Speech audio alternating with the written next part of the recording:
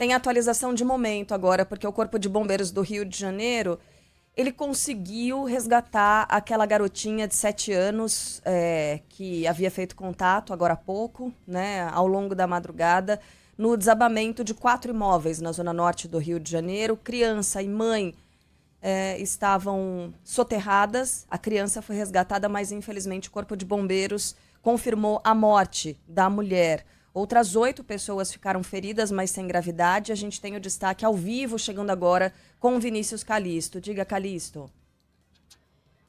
Oi, Carla. Muito bom dia para você, Megali, Sheila e a todos os nossos ouvintes. É isso, Carla. Infelizmente, a mãe acabou não resistindo aos ferimentos depois de ter ficado soterrada mais de 7 horas, soterrada nesse imóvel de 4 andares aqui na Avenida Presidente Castelo Branco, que fica no Maracanã, na zona norte aqui da capital fluminense. Esse desabamento que aconteceu por volta de 1 da manhã dessa segunda-feira. A Michele Martins de Souza, de 40 anos, ela e a filha, a Ágata Valentina Martins, de 7, elas foram as últimas vítimas a serem retiradas desses escombros. A Ágata Valentina foi retirada com vida, levada ao hospital aqui na região central do Rio de Janeiro, mas infelizmente a mãe dela acabou não resistindo, né? Os bombeiros ainda fizeram ali aquele trabalho para tentar reanimá-la, mas acabou que a mãe não resistiu aos ferimentos e morreu aqui nesse desabamento. As outras 8 pessoas saíram daqui com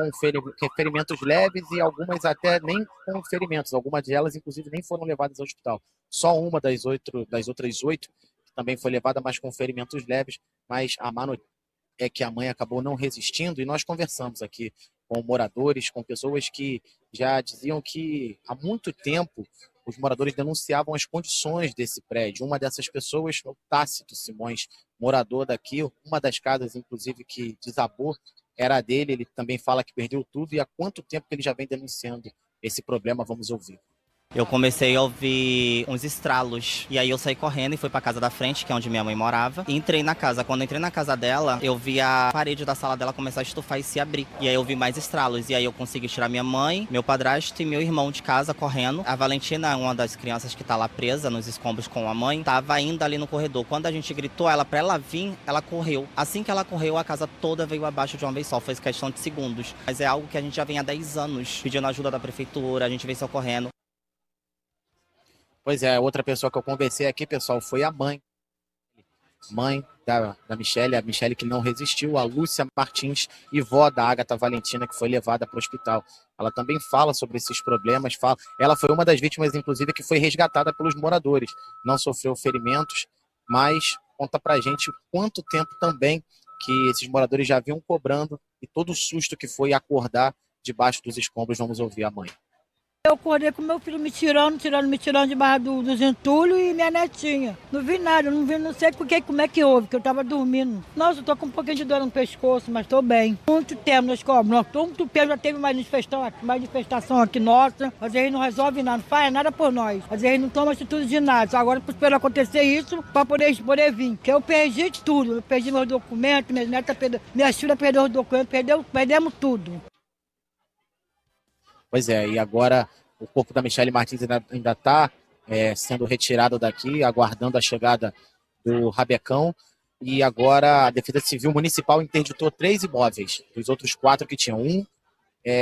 Dos outros 4, né, na verdade, por conta de novos riscos. E agora a Defesa Civil já dando seguimento aí para a remoção do corpo da Michele Martins, de 40 anos, que infelizmente, pessoal, não resistiu a esse desabamento. Volto com vocês. Calisto, eu vou perguntar como é que foi o tempo nessa madrugada no Rio de Janeiro. Ontem a gente teve chuva muito, muito forte em São Paulo, região metropolitana, Itapecerica da Serra, na Grande São Paulo, teve muitos transtornos por causa da chuva do período da tarde ainda.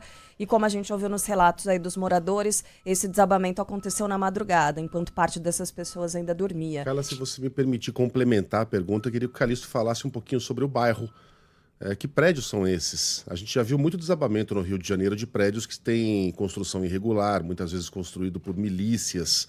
Então, se você me permitir aqui a gente fazer um combo na resposta entre o tempo da madrugada e a história desse bairro, Calisto, por favor.